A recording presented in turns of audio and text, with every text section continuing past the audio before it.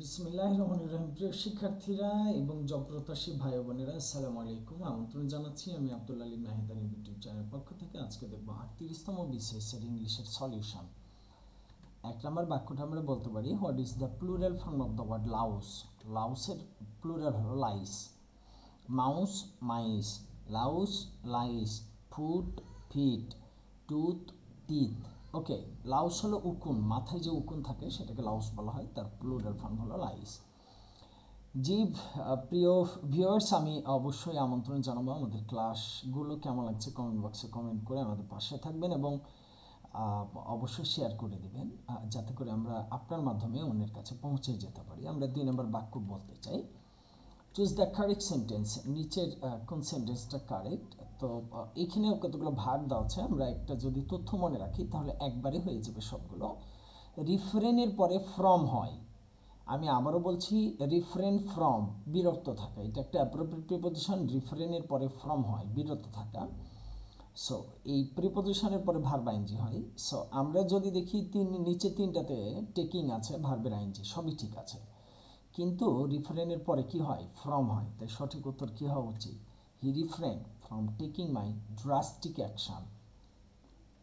আমরা যদি বলি 3 নম্বর, which word is closest in meaning to franchise?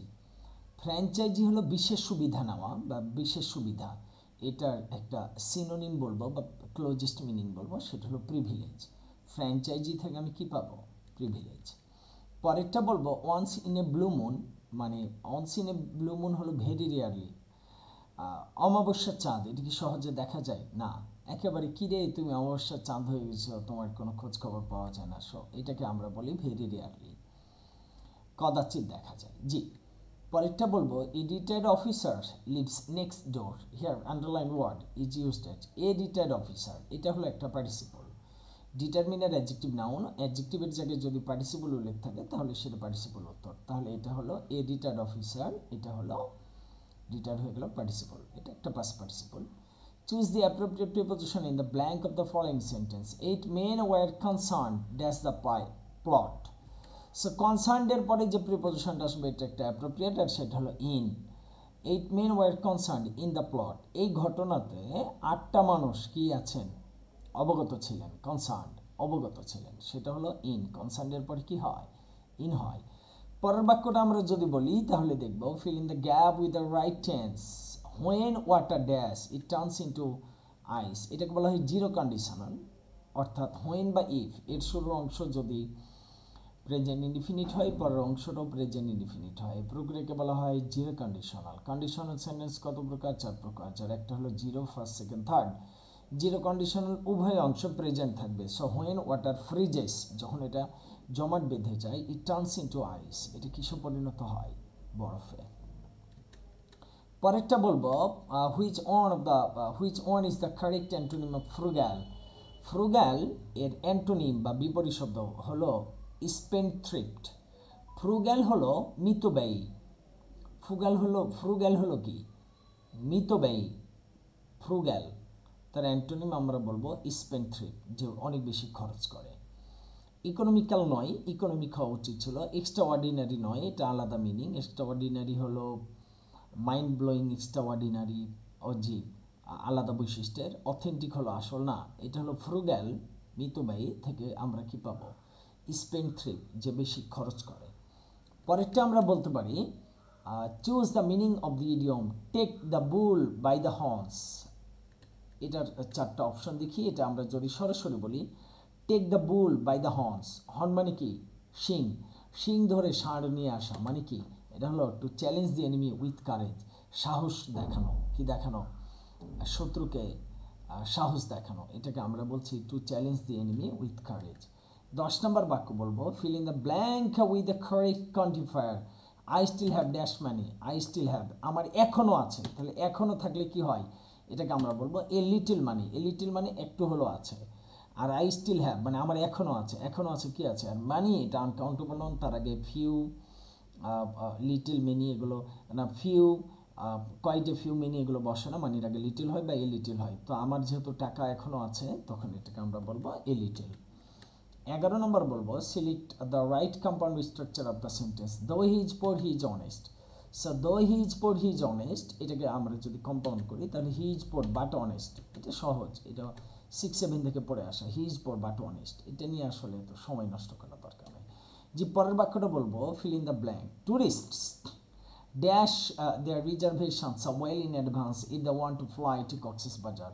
Tourists had better, so had better get, বলবো কি had better get, had better এর পরে ভার্বের বেজ হয়, সো বেটার টু হবে না, had better টু হবে না, had better got হবে না, এদের পরে ভার্বের বেজ হয়, তাহলে সঠিক উত্তর হলো had better get, had better এর পরে ভার্বের বেজ হয়, তাহলে ডি নাম্বার উত্তর had better get। পরের বাক্যটা বলবো, দ্য সান ওয়েন্ট ডাউন, নিচের এটা একটা অ্যাডভার্ব, কিভাবে যদি কোনো প্রিপোজিশন বাক্যের শেষে একা থাকে, আমরা ফার্স্ট যেতে চাচ্ছি না, আমরা বলে দিচ্ছি, মানে এগুলো অ্যাজ ইউজুয়াল পাওয়া যায়। এক কথাই যদি বলি, যদি কোনো প্রিপোজিশন বাক্যের শেষে একা থাকে তাহলে ওইটার প্রিপোজিশন থাকে না, সেটা হচ্ছে adverb. The sun went down, ওয়েন্টের পরে ওয়েন্ট ভার্বকে মডিফাই করেছে ডাউন, সুতরাং এটা একটা অ্যাডভার্ব। এর বাইরে গিয়ে যদি আমরা প্রশ্ন করি যে প্রিপোজিশন বাক্যের শেষে একা থাকলে এটা প্রিপোজিশন থাকে না, এটা অ্যাডভার্ব হয়ে যায়, তাহলে সঠিক উত্তর কি? অ্যাডভার্ব। পরেরটা বলবো, which one of the following words is in singular form, নিচের কোনটা সিঙ্গুলারে আছে? অবশ্যই বলবো সিঙ্গুলার হলো রেডিয়াস, যদি নাউনের শেষের অংশে ইউএস থাকে তাহলে সেটা সিঙ্গুলারে, আর ইউএস উঠে আই হলে সেটা প্লুরাল হয়, তাহলে রেডিয়াস থেকে রেডি হয়, যেহেতু রেডি নাই রেডিয়াস আছে, তাই সঠিক উত্তর কি? রেডিয়াস। 15 নম্বর আমরা বলতে পারি, identify the right passive voice of it is impossible to do this. So it is impossible to do this এমন যদি থাকে, so it is impossible to do this, তাহলে টু ডু দিস, তাহলে this is impossible to be done, this is impossible to be done, this is impossible to be done. 16 নম্বর বলবো, mutton, mutton একটা কোন noun? মাটনকে বলা হয় মূলত material noun, অপশনে material noun আছে, কমন নাউন আছে, জি ম্যাটেরিয়াল নাউন। কেন? মাটন হলো কিসের গোস্ত? ম্যাটেরিয়াল হলো, মাটন হলো ওই যে ছাগল বা ভেড়ার গোস্ত, এটাকে বলা হয় ম্যাটেরিয়াল নাউন, এটা হলো ম্যাটেরিয়াল নাউন। জি পরের বাক্যটা আমরা বলতে পারি, reading is an excellent habit. Reading এটা একটা জিরান, অপশনে জিরান না থাকলে verbal noun, verbal noun okay, অপশনে যেহেতু জিরান আছে তাহলে জিরান, যদি জিরান না থাকতো ভার্বাল নাউন, আর যদি নাউন থাকতো তাহলে সব কিছু বাদ দিয়ে আমাদের সঠিক উত্তরটা ছিল নাউন। এই বাক্যটা খুব কাজের, reading is an excellent habit, is a good habit. 18 নম্বর বলতে চাই, which of the following words is an example of distributive pronoun. এটা সহজ, ডিস্ট্রিবিউটিভ প্রোনাউন দিস দ্যাট, ওটা তো ডেমনস্ট্রেটিভ, ওটা হলো ডেমনস্ট্রেটিভ, আর ডিস্ট্রিবিউটিভ হলো কি? Either, either, either neither, either neither, each every. Distributive pronoun হলো ইদার, দুইটার যে কোনো একটাকে বেছে নিতে হয়, বা দুইটার যে কোনো একটাকে বেছে নিতে হয় না, তখন ইদার নিদার, এটা ডিস্ট্রিবিউটিভ প্রোনাউন। এই speech of too many words is called verbose speech. যখন কথার মধ্যে অনেক বেশি শব্দ থাকে তখন সেটা হলো ভার্বোজ স্পিচ, বা এটাকে বলবো আমরা কথ্য, কথ্য বাংলা ভাষায় যেটা বলা হয় কথ্য, কথায় জফলা, কথ্য, এ ভার্বোজ স্পিচ। 20 নম্বর বলবো, strike the iron dash is hot, মানে strike while the iron is hot, okay, strike while the iron, এটা একটা অ্যাডভার্বিয়াল ফ্রেজ। কেন অ্যাডভার্বিয়াল ফ্রেজ? আঘাত করো যখন, তাহলে যখন, কখন, তখন, এরকম মিনিং দিলে সেটা ফ্রেজ আমরা পেয়ে যাই। অ্যাডভার্বিয়াল ফ্রেজ যেহেতু আসলে while the iron is hot, এখানে একটা ইজ ফাইনাইট ভার্ব আছে, সুতরাং এটা একটা অ্যাডভার্বিয়াল ক্লজ, সো আমি পেয়ে গেলাম এটা একটা অ্যাডভার্বিয়াল ক্লজ। দি পরের বাক্যটা বলবো, select the correct spelled word. Heterogeneous বানানটা প্রচুর আসে, আমরা দেখবো hetero, HETERO, HETERO, heterogeneous, GENEOUS, সবগুলো ই দিয়ে আছে, হেটারোজেনিয়াস, HETEROGENEOUS, হেটারোজেনিয়াস বানানে চমৎকার করে সবগুলো কি আছে? Hetero, hetero, hetero genius, GENE, মানে সবগুলো ইওয়ালা, কিওয়ালা, ইওয়ালা, হেটেরোজিনিয়াস। জি এতটুকু। যে আমরা আরও একটা বাক্য আছে, among is a preposition that is used when people are involved more than two, more than, okay, two তো নয়, বিটুইন, মোর দ্যান টু, সঠিক উত্তর কি দাঁড়ালো? More than two. যে পরের বাক্যটা, which one is the correct indirect narration? Why have you beaten my dog, তুমি আমার কুকুরটাকে কেন আঘাত করেছো? Why have you beaten my dog, so সঠিক উত্তর কি দাঁড়ালো?